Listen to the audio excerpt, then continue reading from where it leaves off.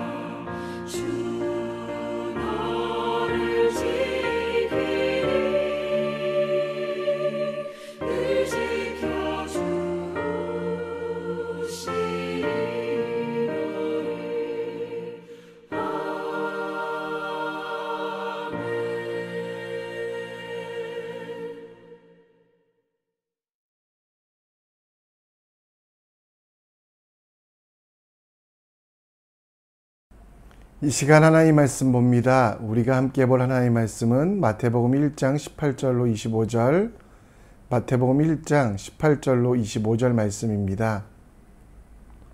우리 함께 읽겠습니다.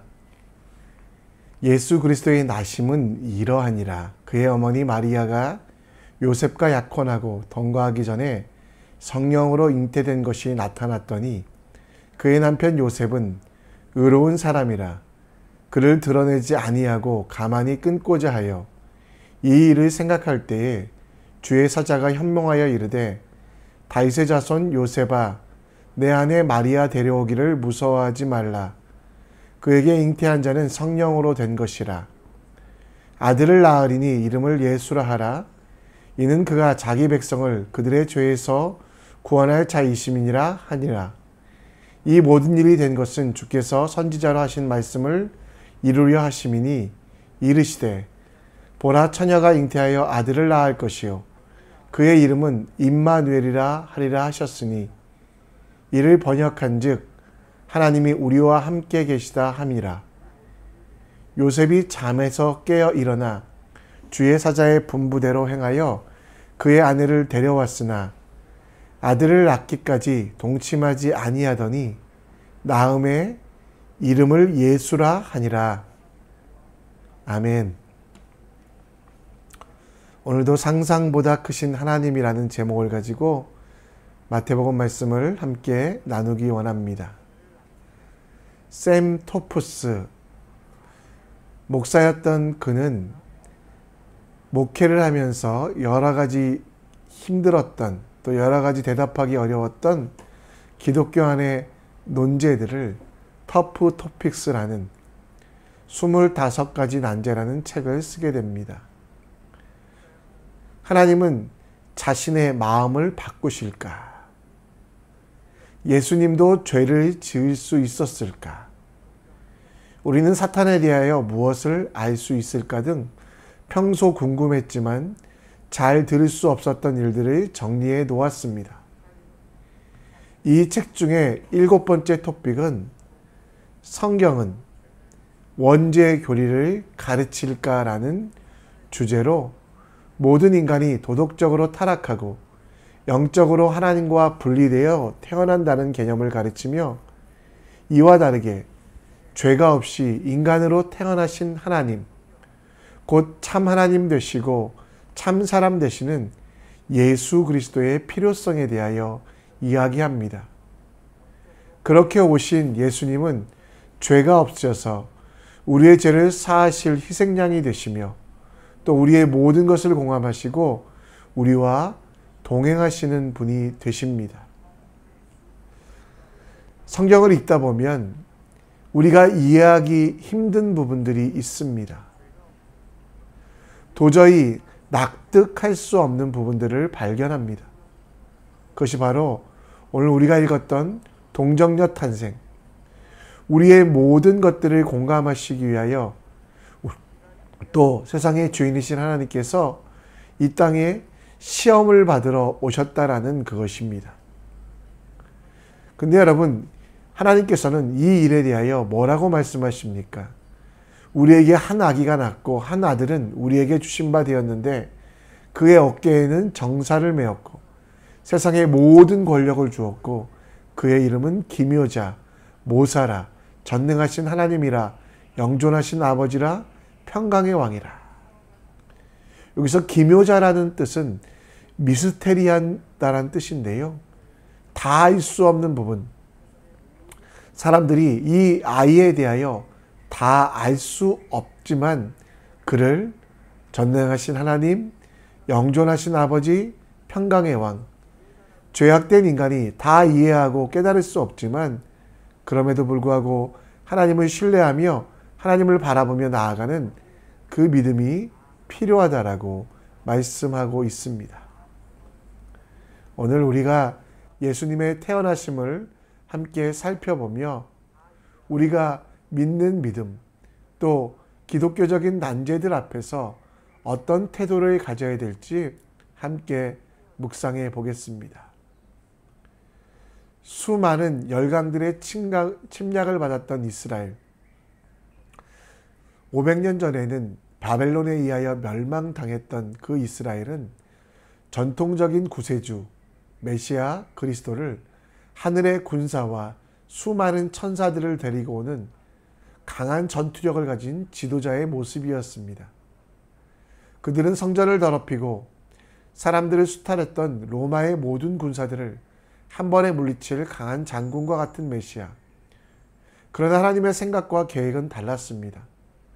단지 이 세상에서 살만 바꾸는 구세주가 아니라 인간의 근본을 해결하기 위한, 죄로 인하여 하나님과 분리된 것들 하나님과 화평케 하며 하나님 나라를 바라보기 위하여 그리스도, 곧 예수 그리스도를 동정녀, 아버지의 죄를 유전받지 아니하는 이 땅에 참 하나님, 참 사람으로 보내시기로 작정하셨습니다.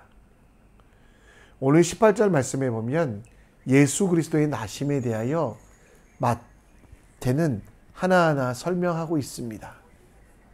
그 설명은 바로 예수님께서 동정녀로 탄생했다라는 건데요.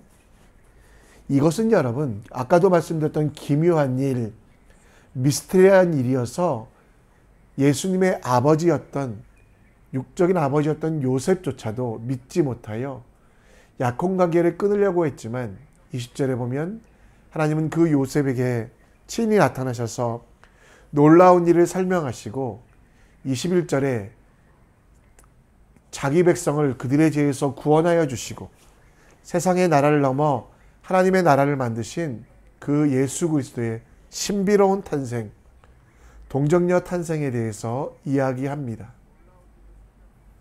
죄의 유전 없이 하나님께서 특별하게 하심으로 원죄 없이 마리아에게 태어나게 하신, 성령으로 잉태하게 하신 그 예수님. 인간적인 눈으로 이해할 수도 믿기도 힘든 일이 벌어진 이유가 과연 무엇일까요? 죄인이 죄인을 위하여 죽을 수 없으니 죄가 없으신 분이 이 땅에 오셔야 되고 인간의 죄를 해결하기 위하여 인간이 되셔야만 했던 하나님의 계획과 섭리를, 곧 하나님의 생각은 인간의 생각을 넘어서 가장 특별한 방법, 동정녀 탄생으로 이루어 주셨다라는 겁니다. 요즘 시대를 나노의 시대, 화성 정탐의 시대, 달에 마음껏 갔다 올 수 있는 과학의 발달로 인간의 지식과 지능은 위대해 보이지만 사실 하나님 앞에서는 너무도 작고 부족합니다. 그런데도 사람들은 자신의 지식과 지능을 믿으며 그 작은 지식과 지능으로 이 세상을 이해하려고 하고 우주를 바라보는 실수를 합니다. 이 땅에 도리들을 깨닫고 있다고 생각하며 스스로의 경험이 전부라고 여기는 이들에게 동정녀 탄생은 우리가 생각할 수 없는 방법, 인간의 지혜가 다다를 수 없는 방법, 죽기까지 희생하시며 모든 것들을 죄인을 위하여 바치신 그 예수님의 모습을 보여주고 있다라는 겁니다. 여러분, 이사야서 55장 8, 9절 말씀에 보면 우리의 생각과 하나님의 생각은 다릅니다. 하늘이 땅보다 높음 같이 내 길은, 하나님의 길은 우리의 길보다 높으며 하나님의 생각은 우리의 생각보다 높다라는 것. 여러분, 우리의 삶 속에서도 이 동정녀 탄생을 바라보며 내 생각을 넘어, 내 계획을 넘어 더 크고 위대한 하나님의 계획, 인도하심, 섭리가 있다라는 것을 기억하셨으면 좋겠습니다. 아무리 어려운 상황이라도, 내가 무슨 일을 할 수 없는 그런 상황이라고 할지라도 하나님께서 일하시며 하나님의 계획은 여러분들을 살리시며 구원하시어 찬송받기를 원하신다라는 것. 나의 생각을 넘어, 나의 선입견을 넘어, 나의 경험을 넘어 온 우주를 창조하신 하나님의 계획과 인도하심이 반드시 존재하심을 믿으며 우리는 그 앞에 순종하고 그 앞에 무릎 꿇고 주님을 바라봐야만 합니다. 내 생각, 내 경험으로 하나님을 제한하는 일을 하지 마십시오. 하나님께서 크고 유대하심을 인정하며 하나님의 일을 하나님께 맡기는, 나는 담대하게 그 뜻대로 살아가는 삶을 사십시오. 여러분들이 하나님에 대한 생각, 하나님은 안 될 거야, 아니 하나님은 이거 모르실 거야, 그렇게 제안할 때 하나님의 일하심도 작아지심을 기억하십시오. 하나님, 내가 모르는 방법으로, 내가 경험할 수 없는 신비하고 기묘한 방법으로 주님이 일하실 줄 믿습니다. 오늘 나는 아무것도 할 수 없는 약한 존재이지만 주님만 신뢰하며 주님만 바라보며 주님을 따라갑니다.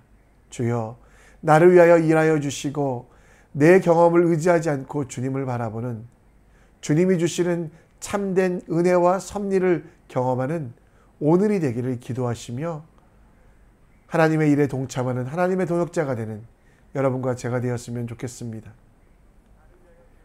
이스라엘 백성들은 전통적으로 메시아는 왕으로 와서 군림한다라고 생각했습니다. 자신들을 다스려 잘 먹고 잘 살게 하는 그런 왕을 원했지만 하나님은 그들의 생각을 넘어서 잘 먹고 잘 살게 하며 반대로 그들의 것들을 빼앗고 착취하는 왕이 아니라 임마누엘 하나님, 곧 그들 속에 거하시며 그들과 동행하는 그 하나님을 보내시길, 그리스도를 보내시기 원했습니다. 오늘 23절에 보면 이사야 7장 14절 말씀에 예언이 이루어졌는데요. 그 예언은 바로 신비한 일, 동전녀 탄생, 그리스도 예수께서 그 백성과 함께 하신다는 임마누엘의 예언입니다. 마태는 이 예언이 이루어짐을 보고 듣고 증언하고 있습니다. 임마누엘, 이 히브리어는 합성어로 임은 함께, 마누는 우리와, 엘은 하나님을 뜻하는데요. 하나님께서 우리와 함께 하신다는 약속, 통치하거나 군림하시는 하나님이 아니라, 억압과 강제의 왕이 아니라 하늘을 품으시고 바다를 만드신 그분이 나를 성전 삼아 내 속에 거하시며 나를 세상의 그 어떤 존재보다 사랑하시며 나와 동행하신다는 그 약속, 그것이 바로 임마누엘의 신앙인 것입니다. 여러분과 저는 세상 속에 그 어떤 것보다 귀중하고 소중한 존재가 됩니다. 왜냐하면 하나님께서 멀리 높이 계신 것이 아니라 낮고 천한 내 속에 계시며 죄를 짓고 범죄하지만 그럼에도 불구하고 의롭다 칭하시며 십자가 보혈로 덮어주시고 우리와 동행하시고 있기 때문입니다. 임마누엘의 신앙, 그것은 우주를 품으신 하나님께서 우리 속에 거하심을 믿는 믿음입니다. 세상의 그 어떤 존재보다 더 크시고 세상의 그 어떤 지혜보다 더 지혜로우신 그 하나님께서 나와 함께 하신다라는 그 믿음, 우리 안에 계신 이가 세상에 있는 자보다 크고 위대하시기에 우리가 세상 속에서 이길 수 있다라는 믿음을 가지고 나아가는 것이 임마누엘의 신앙입니다. 사도 요한은 요한일서에서 그래서 이런 이야기를 합니다. 자녀들아, 너희는 하나님께 속하였고 또 그들을 이기었나니, 세상을 이겼다라고 말합니다. 왜냐하면 이는 너희 안에 계신 이가 세상에 있는 모든 존재보다 크시기 때문이다. 그렇습니다. 하나님이 여러분 속에 거하십니다. 그러기에 우리가 가는 곳마다 하나님께서 일하시어 교회가 될 수 있으며 우리가 거하는 곳마다 거룩하게 될 수 있는 이유, 그리고 우리의 모든 능력이 하나님의 능력이 되는 이유는 하나님은 억압하시고 강제하지 아니하시고 우리 속에 함께 하시는 분이시기 때문입니다. 오늘 여러분과 저는 이 임마누엘의 신앙으로 살고 있습니까? 우리 안에 계신 이가 세상에 있는 자보다 크고 위대하시고 멀리 있는 분이 아니라 우리와 함께 하신 분, 그분 때문에 행복하고 기뻐하며 어떤 상황과 환경 속에서도 내 속에 동행하시는 하나님 때문에 하나님 나라를 살아가며 하나님을 위하여 기뻐하고 즐거워하고 있는 임마누엘의 신앙을 살기 원하십니까? 여러분, 상황과 환경을 탓하지 마십시오. 우리 속에 거하시는 성령 하나님께서 우리를 위하여 지금도 말할 수 없는 탄식으로 우리를 도우시며 우리와 동행하시기에 우리는 이 임마누엘 신앙으로 매일매일 새로운 삶, 능력의 삶을 살 수 있다는 거 기억하시며 멀리 있는 하나님이 아니라 여러분이 눈을 감고 기도하는 그곳이 예루살렘 성전됨을 기억하십시오. 높이 있는 하나님이 아니라 낮은 내 속에 계시기에 나와 함께 하시는 그 하나님을 경험하기 위하여 말씀과 기도, 매 순간 주님을 찾고 간구하며 하나님의 일들을 누리며 느끼는 여러분과 제가 되길 간절히 축원합니다. 말씀을 정리합니다. 예수님의 태어나심을 보면 기묘한 일, 이 기묘하다는 뜻은 내가 다 알 수 없는 일이라는 뜻인데요. 오늘도 내 경험과 내 선입견을 의지하지 않고 내 생각과 달라도 하나님의 뜻에 순종해보는, 또 나의 나라 나의 왕국이 아니라 하나님의 나라를 만들기 위하여 주님의 명령에 복종하는 오늘 될 수 있도록 기도해 주시고요. 임마누엘의 신앙, 하나님 우리를 강압하고 억제하지 아니하시고 우리와 동행하시기에 우리 또한 그 하나님을 신뢰하며 내가 걷는 모든 땅이 하나님의 나라가 될 수 있도록 기도하는 우리가 되길 간절히 축원합니다. 이 시간 우리 함께 보리라 라는 찬양, 우리 오늘 눈물로 하나를 씻는다 찬양합니다. 오늘 눈물로 하나의 씨앗을 심는다. 꿈꿀 수 없어 무너진 가슴에 저들의 푸른 꿈 다시 돋아나도록 우리 함께 땀 흘려 소망의 길을 만든다. 내일로 가는 길을 찾지 못했던 저들 노래하며 달려갈 그 길, 그날에 우리 보리라. 새벽 이슬 같은 저늘 일어나 뜨거운 가슴 사랑의 손으로 이 땅 치유하며 행진할 때 오래 황폐하였던 이 땅 어디서나 순결한 꽃들 피어나고 푸른 의의 나무가 가득한 세상 우리 함께 보리라.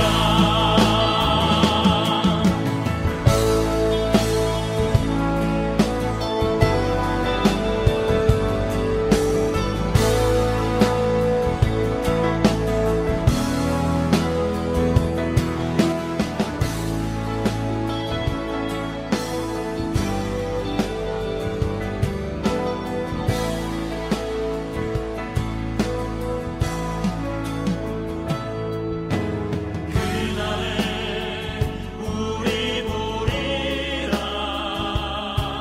새벽 이슬 같은 저들 일어나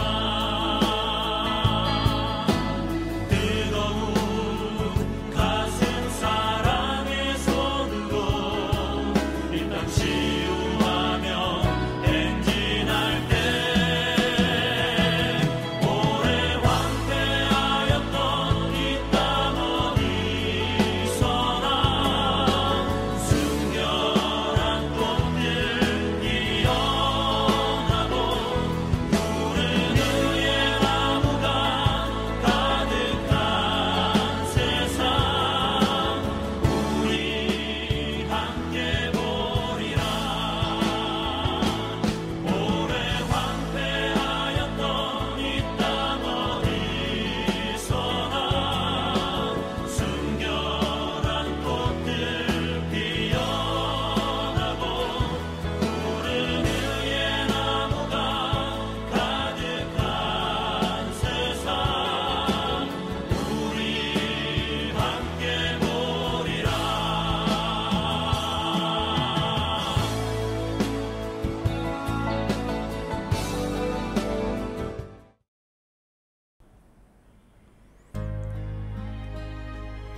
이 시간 기도의 자리로 나아갑니다. 예수님의 오심을 바라보며 기묘한 일, 하나님의 계획은 내가 아는 것보다 더 큽니다. 위대합니다. 그 하나님의 동참하는 계획에 동참하는 오늘 될 수 있도록 기도해 주시고, 임마누엘 하나님 우리와 함께 하심이 얼마나 큰 은혜인지 누리며 오늘도 내 속에 계신 하나님을 신뢰하며 그 하나님과 함께 내가 걷는 모든 땅이 하나님 나라 되게 하는 지혜로운 사람 될 수 있도록 우리 함께 기도해 주시고요. 금요일은 가정을 위하여 기도합니다. 우리 가정의 가장 큰 주인은 예수 그리스도 되실 수 있도록 하나님의 생각이 우리의 생각보다 더 큼을 기억하고 하나님의 생각에 내가 동참함이 기쁨이 될 수 있도록 우리 가정이 예배의 처소가 되고 자녀들이 하나님의 말씀을 배우고 말씀의 능력으로 세상을 새롭게 할 수 있도록 또 고국에 있는 우리 부모님과 가족들 지켜주시고 그리스도 안에서 평안하시기를 기도해 주시기 바랍니다. 또 여러분께서 함께 하시는 또 하나님이 주시는 기도의 제목 우리 자유롭게 간구하시고요. 자유롭게 기도하시다가 하나님이 보내시는 삶의 현장으로 나아가기 원합니다. 함께 기도합니다. 아버지 하나님, 오늘도 말씀 주신 것 아버지 그 하나님을 경험하게 하여 주시옵소서. 하나님 아버지여, 머릿속으로만 입만